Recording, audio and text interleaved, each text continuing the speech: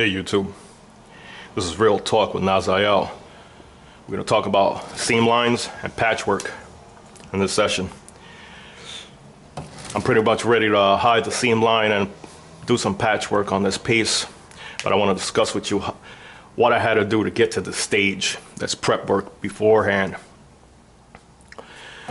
What I usually do is Dremel my seam line with a Dremel all the way around.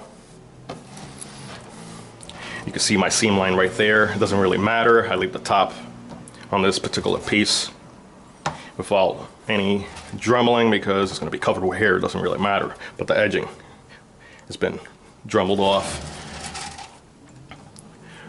all the way around.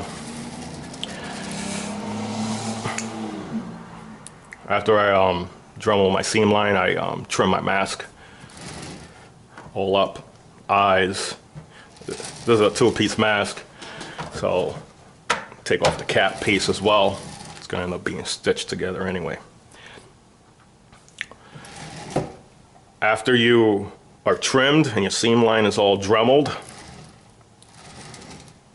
I give my seam line, any cuts I've made on the mask, a chemical rub of mineral spirits. What that does is it further blends in the seam line and it smooths out any rigid cuts that were made with scissors or cutting tools.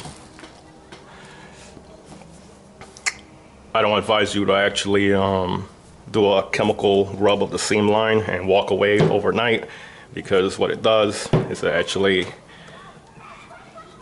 let's say, melt the latex and smooths it out. So you don't want that chemical on your latex overnight. What you do at that point, after you do the chemical rub on your seam line, is do a scrub out with citric acid on the whole piece. You wash it and you let it dry. You pat it down. I pat it down with paper towels. And then I use my compressor and blow it out to help with the drying.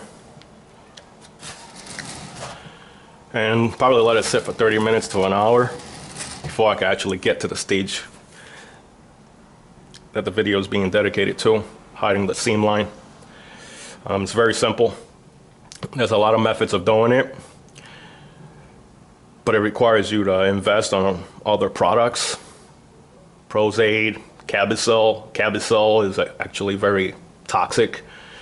When it's airborne, you need to use a respirator.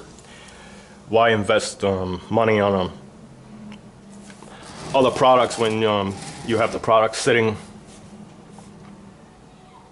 in the tip of your fingers, because you did cast your mask with latex? You're going to use latex, actually, because we gave it a citric acid wash. We changed the pH level of the latex and it's opened up its pores. Whatever latex you put on a mask that's been washed with citric acid, you put brand new latex on there, it's going to bond like glue. So what you do, you take a little container, or you can even follow your seam line, squeeze out nice latex onto there, and take a sponge and start dabbing it on the seam line, blending all the latex together. And you do that multiple times around the whole piece until you really cannot see your seam line anymore.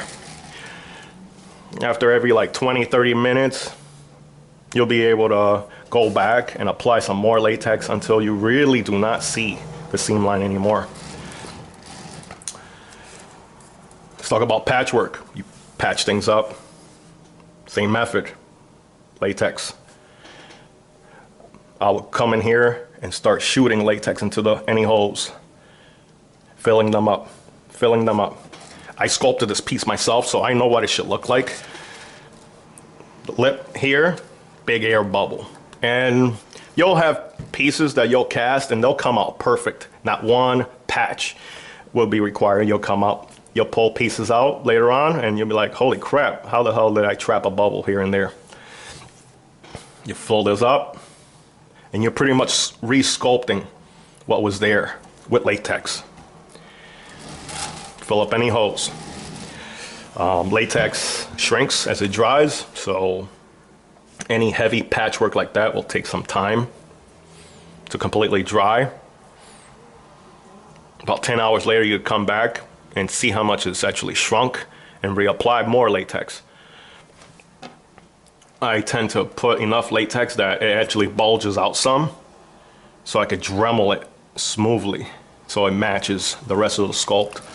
Same thing everywhere else. What you do at that point, after you're happy with your seam line and your patchwork, you're ready for painting, right? Wrong. Remember, you just put fresh latex onto this latex mask that has been washed with citric acid. You need to re-dip the mask.